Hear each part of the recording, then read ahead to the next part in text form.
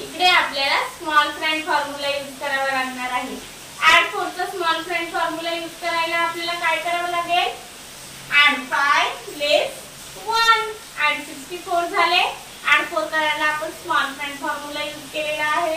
Add 64 केले, answer आलं। Answer काय आहे आपलं? 126 126 आन्सर आलेला आहे आपलं। आन्सर आपण राईट डाउन करून घेऊ।